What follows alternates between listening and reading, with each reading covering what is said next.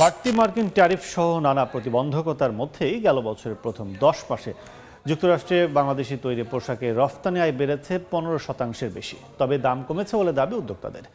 কমতে থাকা চীনের হিস্সা দখলে সবচেয়ে এগিয়েছে ভিয়েতনাম। মন্দার কবলে পড়ে বাংলাদেশের রপ্তানি আয় যখন চলতি অর্থবছরের জুলাই বাদে বছর ব্যবধানে প্রতি মাসেই কমছে, তখন কিছুটা সুখবর দিল মার্কিন বাণিজ্য অধিদপ্তর অটেকজা।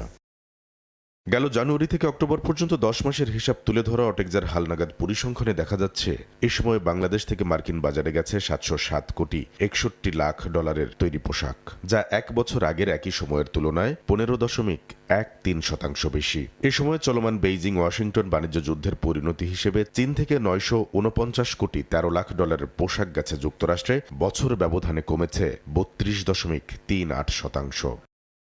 মার্কিন পোশাকের বাজার হিস্সা দ্রুত দখলে নিয়ে শীর্ষস্থানে থাকা ভিয়েতনামের রপ্তানি আয় দাঁড়িয়েছে 1416 কোটি 37 লাখ ডলারে, প্রবৃদ্ধি হয়েছে 11.5%।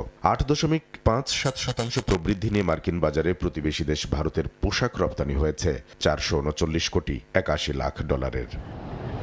গেল বছরের প্রথম 10 মাসে মার্কিন যুক্তরাষ্ট্রে পোশাক রপ্তানিকারক শীর্ষ 5 দেশের মধ্যে ভারত ছাড়া বাংলাদেশ সহ বাকি দেশের পোশাকের দাম কমেছে বলে জানিয়েছেন উদ্যোক্তারা।